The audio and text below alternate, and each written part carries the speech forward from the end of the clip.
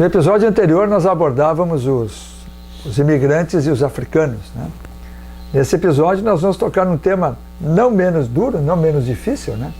Talvez, de certa forma, ainda mais cruel, que é o tema dos imigrantes e os indígenas, né?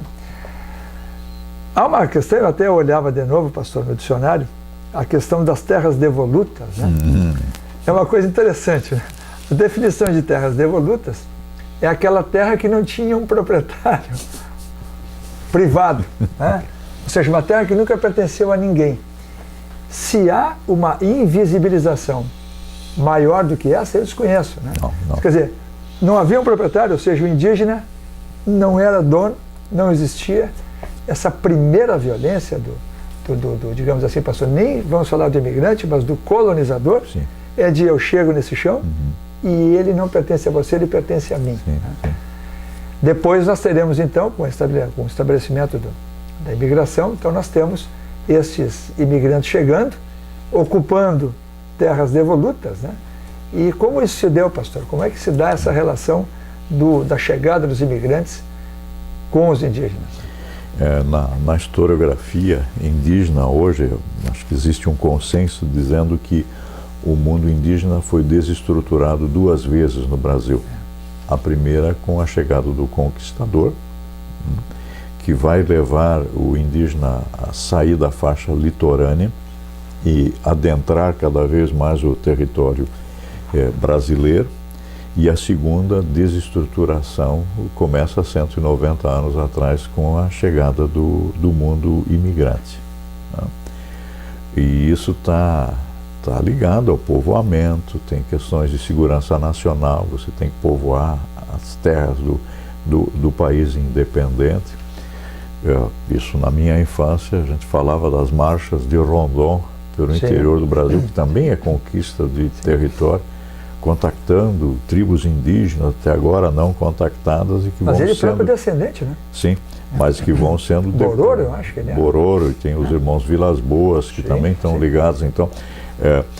mas mesmo que eles tenham feito esse trabalho todo de penetração, de conhecer o Brasil desconhecido, é a conquista e é o genocídio à brasileira, Sim. Que vai sendo levado às matanças indígenas que se abrem com a Transamazônica, com toda essa marcha que tem aí. Eu me lembro dos Cinta Larga sendo dizimados na Rondônia, a tragédia dos Yanomami, né? Que são coisas mais recentes. Sim. Mas há 190 anos atrás, vamos pegar o que acontece com o Rio Grande do Sul. A área de fronteira em relação ao Uruguai, que é brasileiro até 1828 e depois se torna independente, Cisplatina, a Cisplatina, e depois em relação ao Uruguai, ela está povoada com as estâncias, né, que são dadas a militares que preparam as suas milícias para a época eventual de guerra contra os castelhanos. Mas tem um ponto fraco. Se os castelhanos saem pelo Rio da Prata e sobem até a ilha do Desterro, hoje Florianópolis, Sim. e tomam Florianópolis, eles têm acesso ao continente e todo o que hoje é Santa Catarina e o Rio Grande do Sul são separados do Brasil. Então é uma área frágil e essa área frágil não está povoada, a não ser por indígenas. Mas indígena no período não conta. Sim. Porque ele é o bárbaro, o não civilizado. Então, essas áreas são todas áreas de mata, não são pampa, e essas áreas de mata têm que ser ocupadas. Então, não é por acaso que é nessas áreas que vão ser assentados alemães e depois italianos. Nós temos aqui uma política de segurança nacional. Não é por acaso que, posteriormente, os excedentes populacionais dos vales dos Sinos, do Caí, do Taquari, vão ser canalizados para o Planalto do Rio Grande do Sul, também área de mata, e, posteriormente, para o oeste de Santa Catarina, área de mata, para o Vale do Rio do Peixe, também área de mata, para o oeste do Paraná, área de mata, para o Mato Grosso, para Rondônia, Sim. E depois o chamado Projeto Calha Norte, durante as ditaduras militares no Brasil, que tem que se ocupar. Então não é por acaso que hoje descendentes de imigrantes de São Leopoldo estejam morando em Santa Helena, na Venezuela. São populações que são canalizadas. Mas essas terras todas são habitadas. Nós temos aqui guaranis, nós temos caingangues e os subgrupos desses grupos todos. E eles estão morando, são catadores que catam, vivem do pinhão, de pequenos roçados de mandioca e de milho, e que no período do verão migram para o litoral do Rio Grande do Sul e vão se alimentar do peixe. Por isso os sambaquis do nosso litoral, que nos dão uma história riquíssima. E até hoje nós temos caingangues vindo das regiões de Nonoai, por exemplo, para São Leopoldo. Ficam aqui no período de maturação da mandioca e do milho, vendendo artesanato, e quando vem a época da colheita do milho e da mandioca, voltam para o território original. Mas entre mentes nós temos grandes concentrações, novamente, de indígenas, caingangue, guarani, na área da Grande Porto Alegre. E você, à medida que passa pelas BRs do Rio Grande do Sul, sempre vai encontrar placas, cuidado, acampamento indígena. Os próximos 3 quilômetros, né? Então, o imigrante, ele vai ser usado pelo governo brasileiro por razões de segurança. E ele vai sendo colocado nas chamadas terras devolutas para ocupar esse território. As picadas, todas elas foram colocadas em território indígena. Então aqui você tem imigrantes sendo usado contra o indígena. E o indígena não tem esse conhecimento de propriedade privada que o europeu tem. Sim. Ele não conhece a cerca. E nós sempre, que viemos de tradição europeia, nós caracterizamos a propriedade por cercamento de propriedade. Nós delimitamos, esse é o nosso território. Sim. Eu tenho papel, sim, eu tenho documento. Sim. E o indígena não tem esse documento, né? E ele não é considerado civilizado, ele é considerado selvagem, né? E existe toda uma ideologia de um processo civilizatório, civilização contra a barbárie, né? E o bárbaro é o indígena, né? Que mora na Wildnis, na floresta. O alemão vai chamar o indígena de Wilder, né? O silvícola, mas silvícola não tem para nós o peso tão negativo como o Wilder no alemão. Então, vamos pegar aqui nas proximidades de São Leopoldo, quer dizer, na área da colônia alemã de São Leopoldo, originalmente você não tem indígenas na feitoria. Esses já foram extirpados aqui, tanto assim que se teve que trazer africanos para fazer o trabalho. Na época dos imigrantes, em particular, predominava aqui os caingangues? É o caingangue que está aqui. No Vale dos Sinos, Vale dos Sinos do Caí, Taquari, é o caingangue que está presente. Tinha no próprio Taquari, em algumas ilhas do Taquari, que eram presídios para índios preados que eram levados depois para São Paulo, para o Bandeirantes. Bandeirantes fizeram isso. Então, se você pega... Os bandeirantes que, de certa forma, a gente poderia ser alguns grandes bandidos, né, pastor? Bom, são os grandes bandidos. Bom, os bandidos muitas vezes se transformaram em heróis na história. Né? Frequentemente, né? Se a gente olha como são essas pessoas aí também, olha o próprio rei bíblico Davi, como ele lidava com os que ele tinha vencido, não é flor que se cheire, né? Então, só para pegar, o pessoal lê o Salmo 23, que beleza de fé, de piedade desse rei, mas se você lê os livros de Samuel e dos reis e vê o que fizeram, não foi... O próprio Davi, para conquistar uma mulher, ele acaba... botando o marido na frente de batalha para morrer. Bom, vamos chegar a ficar nos indígenas, né? Se você, de Novo Hamburgo, em direção a Nova Petrópolis, para pegar a BR-116, isso é tudo mata virgem. E à medida que colonos vão ganhando lotes nas picadas que vão sendo abertas, vai haver conflito com o indígena. Ele vai plantar a roça dele, o índio vê o milho está aí, ele vai pegar. Mas o alemão que vem vindo, que não podia comer carne todo dia na Europa, aqui tem caça em abundância. Sim. E ele está comendo carne. E à medida que ele come essa carne, o indígena fica sem carne. Ou ela começa a escassear. Então o indígena, ou ele recua, ou ele vai pegar o porco do colono, que está estabulado, sim, ou a vaca, ou o boi. Né? Então se estabelecem conflitos, e você logo cedo vai ter notícias, por exemplo, em dois irmãos, da família Harris, é um sobrenome que existia em Montenegro, sim, também. Se você olha o cemitério municipal de Montenegro, tem descendentes Harris. Sim. Da família Harris, parte da família vai ser morta por causa de conflito.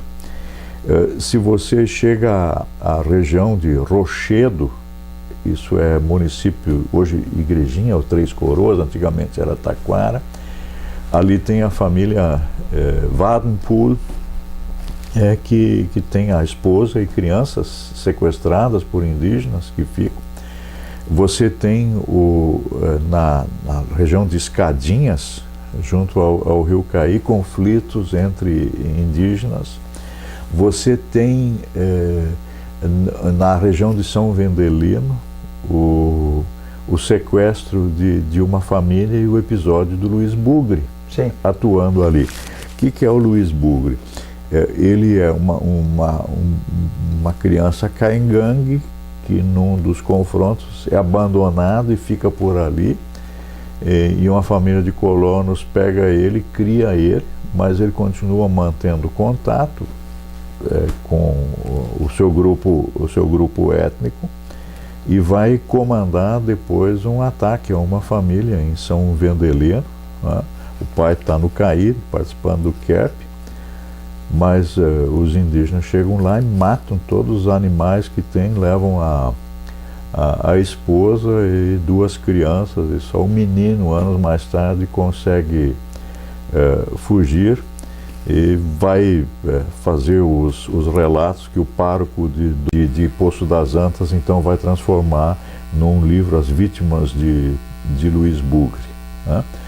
Então, o que você tem? Você tem que ler esse episódio da perspectiva indígena. Sim. E você tem que ler essa narrativa da perspectiva imigrantista. Quem liberou as terras para a colonização foram os nossos dirigentes. Né? E para mim o trágico hoje em dia, quando o governo federal procura recriar áreas indígenas, é que os descendentes dos antigos governantes vão dizer: pô, esses colonos aí que ganharam essas terras graciosamente, hoje não querem dá-las de volta para os indígenas. Mas teve gente se locupletando, se fez fortunas na exploração de terra, teve gente que ficou rica com essa questão e continua ficando.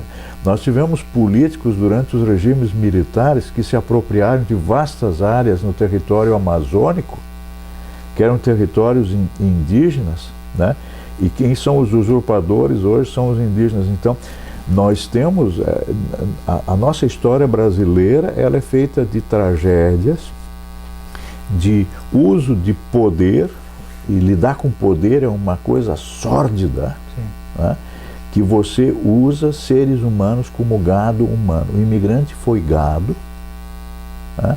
Aquele que sobreviveu se associou ao regime, isso a gente tem que dizer também, mas houve aqueles que sucumbiram. Por isso, para mim, quando eu faço história, é tão importante trabalhar com os esquecimentos, para que os esquecimentos sejam lembrados, porque há seres humanos que são vítimas.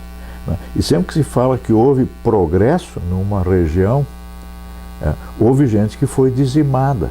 Indígenas foram dizimados, africanos foram tirados do processo produtivo.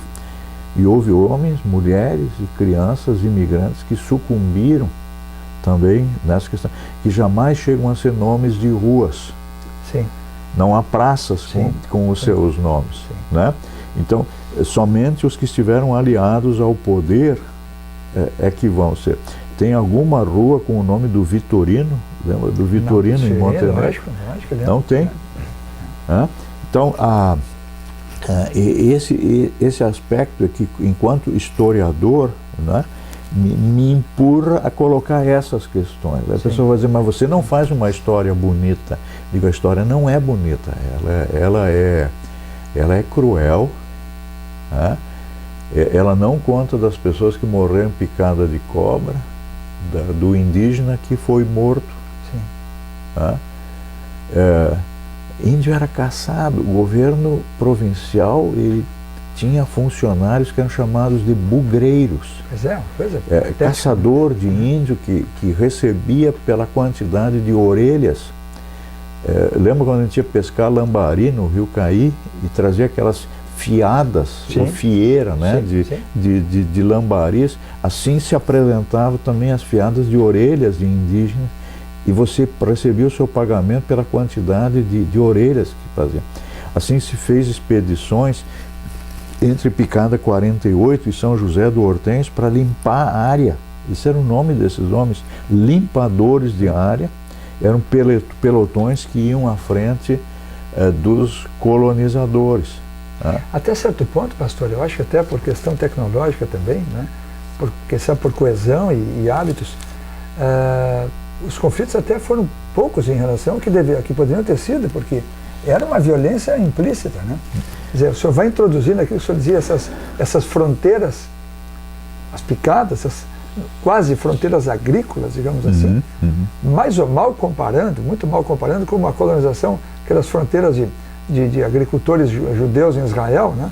Eles vão sendo usados para expandir, né? O território entrando em território palestino. Sim, né? Quer dizer, aqui são coisas semelhantes. E existe uma outra coisa ainda. Você dizima também por doenças. Se sabe que Dom João VI mandou distribuir roupas infectadas com pústula de varíola na então província do Espírito Santo, para acabar com os botocudos que estavam atrapalhando, que quando Dom João VI vem, é importante liberar o Vale do Rio Doce para poder exportar o minério mais facilmente, para não precisar passar pelo Rio de Janeiro. Né? Então tem que se dizimar os botocudos, que são belicosos, não é? Sim. E então se distribui peça, mas à medida que também o imigrante vai entrando em contato com o caigangue vai morrer das epidemias. O padre Anchieta, ele se horrorizava que quando convertido e batizado, o indígena começava a cuspir sangue, ele estava tuberculoso. Né? Então a matança se dá também por contato civilizatório. Sim. Né? E assim nós matamos os Yanomamis. Aliás, o senhor mencionou Anchieta aqui, rapidamente, nós falamos aqui fora do ar sobre a situação em que ele se colocou, né, voluntariamente como refém dos índios. Né? Ele e o Nóbrega estavam numa situação e os índios rebelados, e o Anchieta então se oferece para permanecer entre eles. Ele dominava o idioma, né? E se oferece e permanece por meses, né? Como recluso dos para poder aprender a língua e também, né? criar sua gramática. Aliás, que ele respeitou muito, tanto que escreveu poemas, né? Mas é uma figura controversa também. Ele foi canonizado agora, mas a canonização dele aqui no Brasil não está sendo explorada por grandes setores. Foi um fato político por causa da cidade de São Paulo, né? O único auto da fé realizado no Brasil teve como auxiliar José de Anchieta, em Salvador, na Bahia, né? Na matança de um dos huguenotes. Não se executou ninguém por heresia no Brasil, com uma exceção de um huguenote, com a participação do padre Anchieta. Né? Então, Mas não vamos discutir Anchieta aqui. Sim, nós estamos mas é uma figura trabalhando, mas é uma figura interessante, né? mas também controvertida. Nóbrega foi mais importante para o Brasil. Embora eles tenham sofrido também, os jesuítas sofreram muito, porque eles se colocaram em muitas circunstâncias como defensores dos defensores do indígena. É impossível esquecer as missões, as reduções jesuíticas, né? E frequentemente se colocaram, tanto que o desenvolvimento... Aliás, é uma coisa assim, digamos assim, pastor, é meio poético, né? Mencionar as pessoas em geral conhecem pouco a respeito, mas quando querem elogiar, mas foi bonita aqui a República, né? Missioneira e de certa forma, né? E realmente foi uma experiência humana extraordinária. E há coisas interessantes, o senhor mencionava antes, que assim como o índio, é engraçado como o europeu, e dos quais descendemos predominantemente aqui, nem tanto, mas enfim, o senhor como Dreher, né?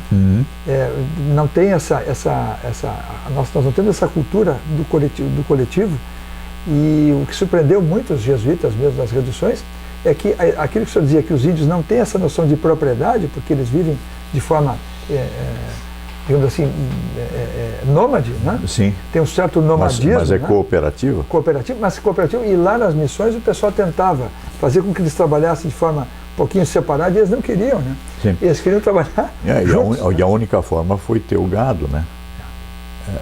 E eles conseguiram prender o Guarani através do gado, né? Porque com o gado ele tinha carne e tinha que se tornar sedentário, né?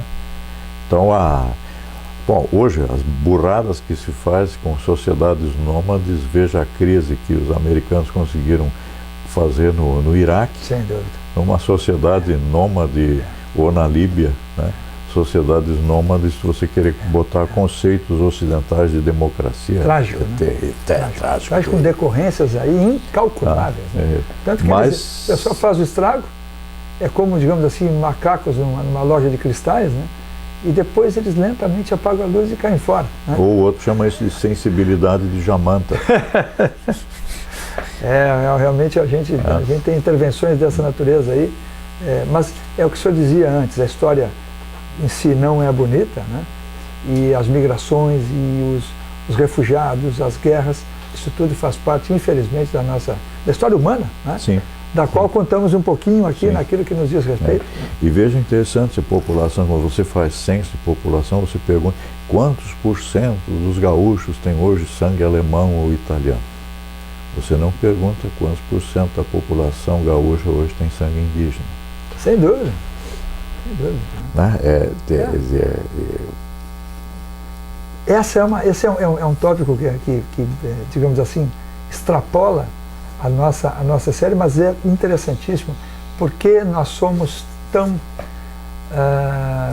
subdesenvolvidos no sentido, na nossa intimidade. Porque nós somos racistas. Por que nós valorizamos tanto? Sim. Eu me lembro que o pessoal antigamente, aqui só para mencionar um fato que está intimamente ligado a tudo isso, eu me lembro o espanto que causava nas pessoas, eu falo da minha juventude aqui em Montenegro, né?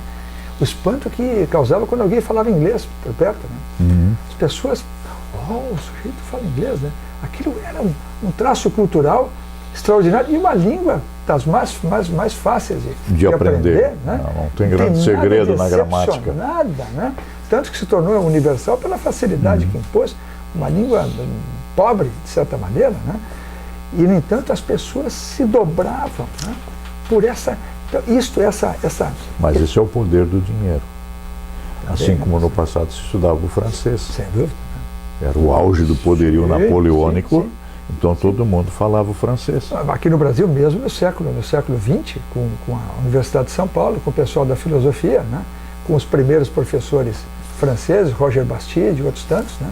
Isso tudo se cria uma cultura, e aquela turma, todos os filhotes desse pessoal, todos falavam fluentemente francês. Né? Jean Roche vem para o Rio Grande do Sul, vai escrever La colonização alemã e le Rio Grande do Sul. Então, bom, e nós até hoje presenteamos com um buquê e temos um abajur do lado da nossa cama. E tivemos um dos relatos mais importantes, o Saint-Hilaire, também, aqui no Rio Grande do Sul, esses os viajantes, né? Aliás, fechando, eu diria assim, pastor, o termo indigenista, né, ele é, de certa forma, um abrandamento do sertanista. Né? Sim. Dizer, o pessoal, no fundo, andava aí, Brasil adentro, buscando oportunidades, né? caçando riquezas minerais, né? E o índio vinha digamos assim, de contrapeso, no sentido, bom, já que eu estou buscando isso, eu ainda pego. Né? Tinha prata em determinados países da América do Sul, o ouro depois em Minas Gerais, e aí o índio entra dizendo que além de tudo isso, eu, né, ainda boto o índio para trabalhar para mim. Né? Quando nós fazemos história no Brasil, nós contamos a história de 500 anos. O que a gente faz com os 25 a 1000 anos anteriores de presença humana? Enorme esquecimento. Né? Não se faz. Sambaquês, né? Estão aí. A cerâmica, os cacos de cerâmica que estão aqui. Então, nós não sabemos a história das nossas mães africanas, nem de nossas mães indígenas, mas a história do pai europeu. Muito embora, às vezes, o pessoal do tradicionalismo goste de se colocar assim como se tivesse um sangue indígena, né, pastor? Na bravura, no jeito, mas isso é um... Ele é sorocabano. O pior é isso, né? Essa turma que andava com o gado aí, né? Quer dizer, o gaúcho, isso é uma surpresa para muitos, né? Mas o gaúcho tem traços fortíssimos lá da turma de Sorocaba. Aliás, gente que veio de lá. As danças são de Sorocaba. Né? Esse que veio de lá, aqui um exemplo típico é o próprio Venâncio Aires, que dá nome a uma cidade, ele é paulista, né? Sim, e as bombachas que nós usamos são calças turcas. São turcas, né? Como nós discutimos num episódio anterior, né? Mas isso também faz um pouco parte esse purismo também, né, pastor, ele inexiste, né? Não, ele inexiste. Nós temos que... Mas o que é importante é que não existe nada puro. Nós somos consequência de miscigenações. Já a união do nosso pai e da nossa mãe sem dúvida. É uma mistura de tradições e nós continuamos com isso, né? E a grande loucura do nazismo foi querer falar de raça pura, de eugenia. Sem dúvida. Isso não existe essa questão. Né? Então tem que ter... E talvez para concluir essa conversa aqui, pedir para quem nos assiste esquecer uma palavra: bugre. Bugre é uma palavra que vem do árabe bakr. Na forma mais amena significa vaca. Poxa. Como palavrão é o bicha. Poxa. É o homossexual. Poxa, é mesmo. Caracterizando o indígena de bugre, você podia matá-lo, porque o homossexual não era digno de vida. Então, existem palavras que a gente tem que esquecer. Assim, a gente não deveria mais chamar o cachorrinho também de Cusco, porque Cusco é o nome da mais formosa das cidades da América do Sul, pré-colombiana, a capital do Império Inca. Dizem que bonito até hoje, né? Sim. Né? Então, a nossa linguagem mostra deprecia, o que nós somos, né? Racistas. E a gente consegue dar o tiro no próprio pé, né, pastor? Sem dúvida nenhuma. Esquecendo que somos sul-americanos, e isso... Nós não chegamos aqui à toa, né? Nós temos boa parte da culpa. Né? Muito bem, no próximo episódio nós vamos comentar um pouco da questão das migrações internas e a industrialização aqui nas nossas plagas, da qual os imigrantes alemães têm a impressão digital aí bem marcada e de maneira muito bonita.